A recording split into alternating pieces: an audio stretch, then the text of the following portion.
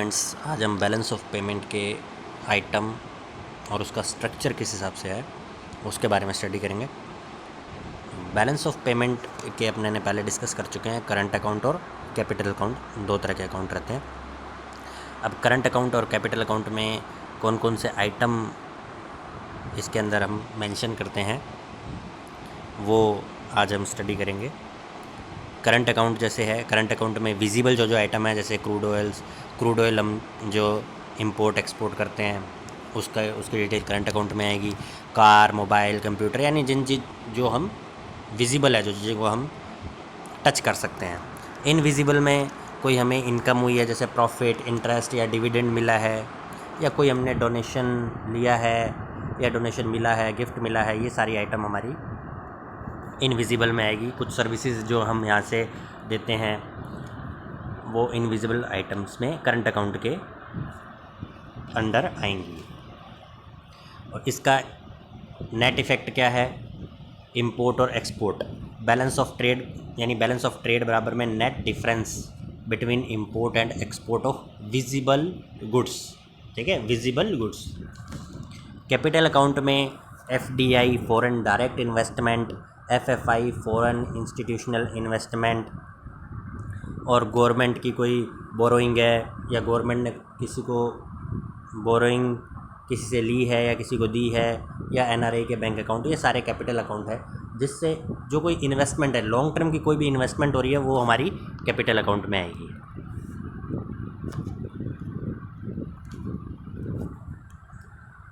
हम नेक्स्ट हमारा जो इसका स्टेटमेंट है बैलेंस ऑफ पेमेंट का। बैलेंस ऑफ पेमेंट के अंदर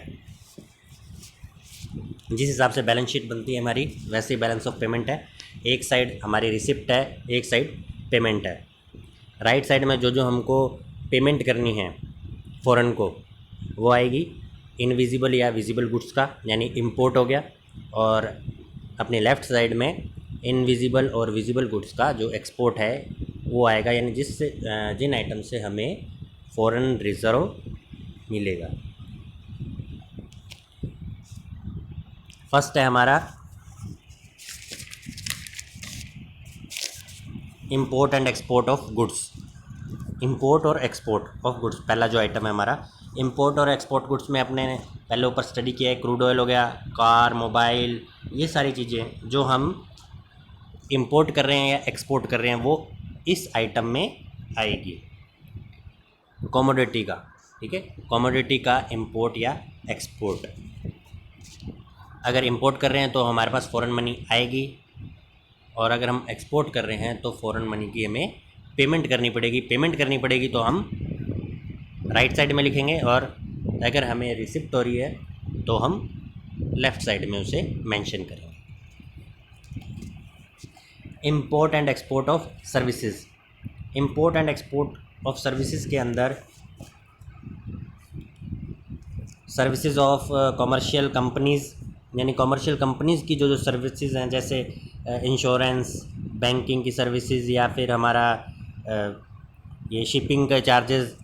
कोई भी हम गुड्स इंपोर्ट या एक्सपोर्ट करते हैं तो वो शिप के थ्रू जाता है, तो उसका क्या इंश्योरेंस करवाना पड़ता है, इंश्योरेंस करवाना पड़ता है। बैंकिंग से रिलेटेड भी काम करने पड़ते हैं, क्योंकि बैंक अमाउंट हम ट्रांसफ़र करते हैं एक कंट्री से दूसरी कंट्री में। तो ये सारी क्या है, कमर्शियल कंपनीज़ की सर्विसेज रहती हैं। जो शिपिंग के चार्जेस है, फ्रेट लगेगा, कोई कमीशन है, ये सारा हमें पेमेंट भी करना होता है, या रिसिप्ट हमको, जो भी हमारी सिचुएशन है उस हिसाब से हम इसमें एंटर करेंगे। Services of specialist. स्पेशलिस्ट मतलब में कोई भी स्पेशलिस्ट, आप डॉक्टर ले लो, या इंजीनियर, प्रोफेसर हो गया, इन सब की सर्विसेज आ सकती हैं। कि कोई प्रोफेसर फॉरेन कंट्री से इंडिया में पढ़ाने आया है तो उसे पेमेंट करना है, तो फॉरेन सर्विसेज होगी ये, तो ये हमारा पेमेंट हो गया। और कोई यहाँ से बाहर गया है पढ़ाने के लिए किसी कंट्री के अंदर, तो उसे जो अमाउंट मिलेगी वो हमारी रिसिप्ट हो जाएगी। ऐसी इंजीनियर्स की सर्विसेज हो जाएगी, या कोई डॉक्टर है उसकी सर्विसेज हो जाएंगी। तो ये हमारा सर्विसेज ऑफ स्पेशलिस्ट का आइटम है। एजुकेशनल एक्सपेंडिचर में एजुकेशन से रिलेटेड, अगर अपनी कंट्री के जो स्टूडेंट है वो बाहर स्टडी करने जाएंगे तो फिर हमें क्या करना पड़ेगा, फ़ॉरेन मनी का पेमेंट करना पड़ेगा। और फ़ॉरेन कंट्री के लोग अगर यहाँ आएंगे तो फिर क्या करना पड़ेगा, हमें रिसीव होगी फ़ॉरेन मनी। ट्रैवलर सर्विसेज, कोई ट्रैवल करने के लिए आया है, ट्रैवलिंग के लिए आया है, टूरिज़्म के लिए आया है कोई यहाँ इंडिया में, तो फिर फ़ॉरेन मनी हमारे इंडिया में आएगी। और कोई यहाँ से बाहर घूमने के लिए गया है तो फ़ॉरेन मनी हमारे कंट्री से बाहर जाएगी, तो उस हिसाब से हम इसके अंदर एंट्री कर देंगे। फिर हमारा आइटम आता है foreign loan, borrowing, investment, interest and dividend. अगर हमारी कंट्री फ़ॉरेन से अगर लोन लेगी तो उसका क्या करना पड़ेगा, हमें इंटरेस्ट का पेमेंट करना पड़ेगा, इंटरेस्ट का पेमेंट करना पड़ेगा। और क्या हो सकता है, अगर कहीं इन्वेस्टमेंट की है, अगर कंट्री ने इन्वेस्टमेंट की है किसी और कंट्री में, तो फिर क्या होगा, उस इन्वेस्टमेंट से हमें डिविडेंड रिसीव होगा।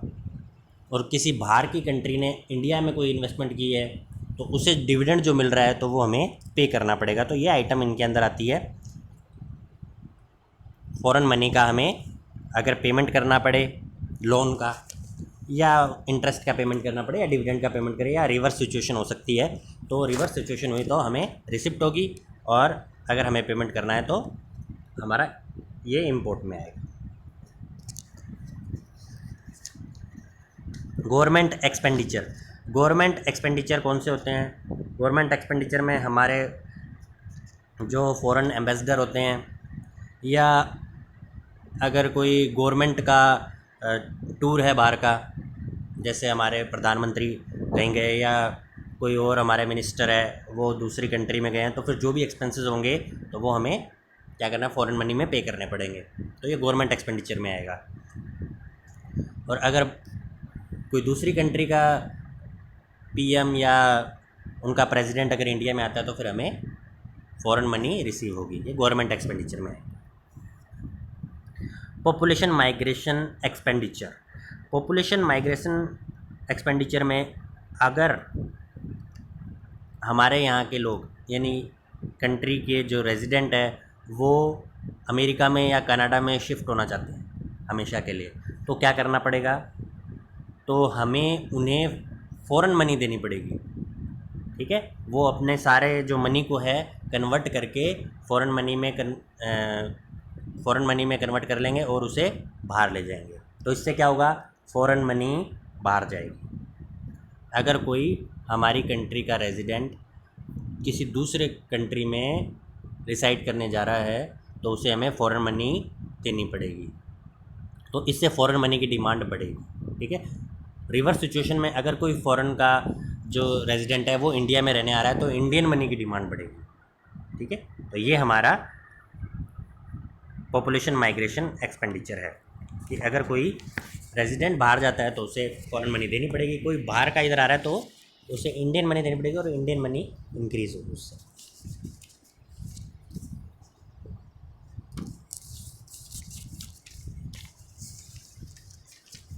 फिर है हमारे फॉरेन डोनेशंस हो गए, compensation, penalty and other transfer. Foreign से हमें कोई डोनेशन मिली है या हमने फ़ॉरेन को कोई डोनेशन दी है या कोई पेनल्टी है, हमने कोई पेनल्टी का पेमेंट किया है इंडिया ने कोई, या इंडिया के कोई रेजिडेंट ने, तो ये क्या होगा, फ़ॉरेन मनी में ही होगा। तो इससे फ़ॉरेन मनी का इंपोर्ट और एक्सपोर्ट दोनों होगा। फ़ॉरेन मनी इंक्रीज़ होगी, डिक्रीज़ होगी, यानी उसकी डिमांड एंड सप्लाई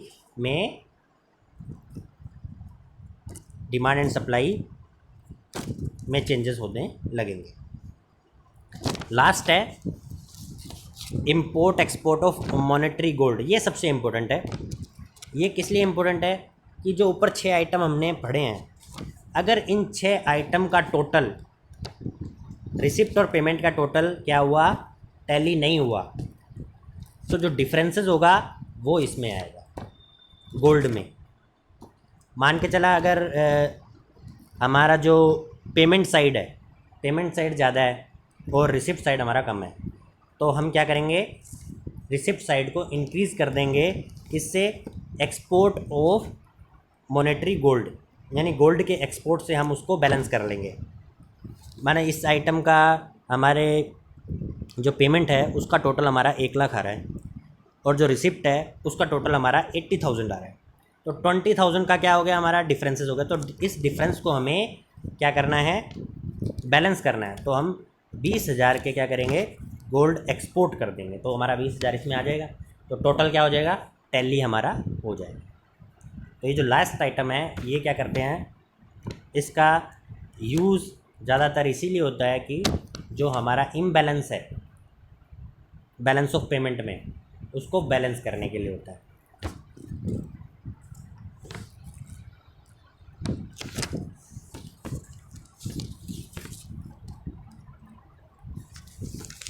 जो हमारी ये आइटम है फर्स्ट के अंदर, जो हमने फर्स्ट आइटम पढ़ी है, वो फर्स्ट आइटम हमारी किस में आती है, बैलेंस ऑफ ट्रेड के अंदर। ठीक है, बैलेंस ऑफ ट्रेड में।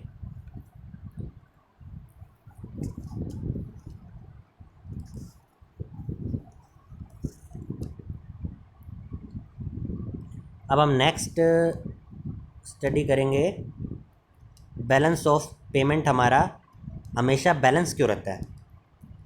बैलेंस ऑफ पेमेंट हमारा हमेशा बैलेंस क्यों रहता है। बैलेंस ऑफ पेमेंट एक बैलेंस शीट के हिसाब से है, यानी इसके अंदर डबल एंट्री सिस्टम के हिसाब से ये चलता है। यानी एक जगह अगर कोई आइटम डेबिट होगा तो दूसरी जगह क्रेडिट होगा। मीन्स जैसे अपने ने पहले स्टडी किया है कि इंपोर्ट हमेशा एक्सपोर्ट पेज इंपोर्ट, यानी कि जो हम इंपोर्ट कर रहे हैं वो किससे करेंगे, फॉरेन मनी के पेमेंट से करेंगे। और फॉरेन मनी किससे आएगी, जो हम एक्सपोर्ट कर रहे हैं, ठीक है, उसी से आएगा। तो इसके अंदर जो ट्रांजैक्शन होगी वो क्या होगी, एक डेबिट होगी और एक क्रेडिट होगी। जो ट्रांजैक्शन है वो अपने ने पहले स्टडी कर चुके हैं कौन कौन सी होती है। जैसे अपने foreign export import of goods हो जाए, गुड्स एंड सर्विसेज हो गया, कोई फ़ॉरेन से हमने बोरोइंग की है या बोरिंग हमने किसी को उधार दिया है, ये सारी हमारी ट्रांजैक्शन होती है बैलेंस ऑफ पेमेंट में। एक चीज़ इसमें ध्यान देनी है, अपने ने स्टार्टिंग में पढ़ा था फॉरेन एक्सचेंज रिजर्व के बारे में। जो फॉरेन एक्सचेंज रिजर्व है वो कौन मेंटेन करता है, reserve bank of India. Reserve bank of India. तो फॉरेन एक्सचेंज रिजर्व जो है वो इसके बैकअप के रूप में काम करता है, किसके, बैलेंस ऑफ पेमेंट के। ध्यान से सुनना, फॉरेन एक्सचेंज रिजर्व जो है वो इसके बैकअप के रूप में काम करता है बैलेंस ऑफ पेमेंट के। कैसे, वो आगे बताएंगे। अब क्या होता है, जैसे इसके अंदर करंट अकाउंट और कैपिटल अकाउंट जो दो हमने स्टडी किए हैं। करंट अकाउंट के अंदर विजिबल आइटम्स आते हैं, और करंट अकाउंट के अंदर शॉर्ट टर्म जो हमारा ट्रांजैक्शन रहेगी वो होती है। कैपिटल अकाउंट के अंदर लॉन्ग टर्म की ट्रांजैक्शन रहेगी। ठीक है, अगर करंट, अब ऑब्वियसली है कि शॉर्ट टर्म की कोई ट्रांजैक्शन हो रही है तो उसके अंदर इम्बैलेंस होना जरूर, इम्बैलेंस होने के ज़्यादा चांसेस है। तो इम्बैलेंस अगर होता है करंट अकाउंट में तो फिर वो हम उसको कैसे सेट ऑफ करते हैं, उसे हम कैपिटल अकाउंट से सेट ऑफ करते हैं। माना करंट अकाउंट के अंदर हमारा इम्बैलेंस है 1 लाख का, तो वो जो 1 लाख रुपए हम वो कहाँ से लेंगे, कैपिटल अकाउंट से करंट अकाउंट में ट्रांसफ़र कर लेंगे, जिससे वो क्या है, बैलेंस हमारा सेट ऑफ हो जाए। तो बेसिकली हम देखते हैं अगर करंट अकाउंट में अगर कुछ चेंजेस आते हैं तो उसको बैलेंस करने के लिए हम कैपिटल अकाउंट का सपोर्ट लेते हैं। और अगर क्या होता है, डेफिसिट हमारा ज़्यादा, बेसिकली देखा जाए तो डेफिसिट ही हमारे होने के चांसेस रहते हैं। अगर डेफिसिट है मतलब इंपोर्ट हमारे ज़्यादा और एक्सपोर्ट कम है, टोटल इंपोर्ट हमारे कम है और टोटल इंपोर्ट ज़्यादा है और एक्सपोर्ट कम है, तो क्या करेंगे। अब इसको बैलेंस करने के लिए बैलेंस ऑफ पेमेंट में हमें क्या सिचुएशन रखनी पड़ेगी, किस सिचुएशन से हम बैलेंस ऑफ पेमेंट को क्या करेंगे, बैलेंस कर सकते हैं। उसके हमारे क्या मेजर्स हैं। पहला है कि हम या तो बाहर से लोन ले लेंगे, फॉरेन कंट्री से लोन ले लेंगे, ठीक है, लोन रिसीव कर लेंगे, तो क्या हो जाएगी, हमारे पास मनी आ जाएगी उतनी, पहला सिचुएशन। दूसरा, आपने ने गोल्ड के बारे में स्टडी किया था कि हम गोल्ड एक्सपोर्ट कर लेंगे, ठीक है, एक्सपोर्ट ऑफ मॉनेटरी गोल्ड, ठीक है। थर्ड हमारा है कि अगर हमारी कंट्री के पास पुराना एक्यूमुलेशन पड़ा है, रिजर्व पड़ा है, उसमें से रुपए ले लेंगे, एक्स्ट्रा रिजर्व पड़ा है उसमें से रुपए हम इसमें ट्रांसफ़र कर लेंगे, ठीक है। और फोर्थ हमारा है IMF से लोन ले लेंगे। ये 4 हमारे इसके तरीके हैं। अगर हमारे पास डेफिसिट हो जाए बैलेंस ऑफ पेमेंट में डेफिसिट हो जाए तो इन 4 तरीक़ों से हम इसको बैलेंस में कर लेंगे। तो इसीलिए हमारा बैलेंस ऑफ पेमेंट हमेशा बैलेंस रहेगा। ठीक है, बैलेंस ऑफ पेमेंट हमेशा बैलेंस क्यों रहेगा? तो अगर कल को कोई डेफिसिट होता है तो हम इन 4 जो हमारे आइटम हैं इनसे उस डेफिसिट को पूरा कर लेंगे। अब दूसरी सिचुएशन आती है, अगर हमारा बैलेंस ऑफ पेमेंट सरप्लस में हो जाए तो उसे कैसे हम पूरा करेंगे? जैसे इंपोर्ट हमारे कम है और एक्सपोर्ट ज़्यादा हो गए, 1 लाख के इंपोर्ट और 1,50,000 के एक्सपोर्ट हो गए, तो यानी 50,000 का बैलेंस ज़्यादा हो गया हमारे पास। तो ये बैलेंस ऑफ पेमेंट अब कैसे, अब इसको हम बैलेंस करेंगे? इस 50,000 को हम क्या करेंगे, जो पहले मैंने बताया था फॉरेन एक्सचेंज रिज़र्व, जो कौन मेंटेन करता है? Reserve bank of India. या फिर इसके अंदर सेकंड ऑप्शन जो अपना था कि drawing on past accumulation balance of the country.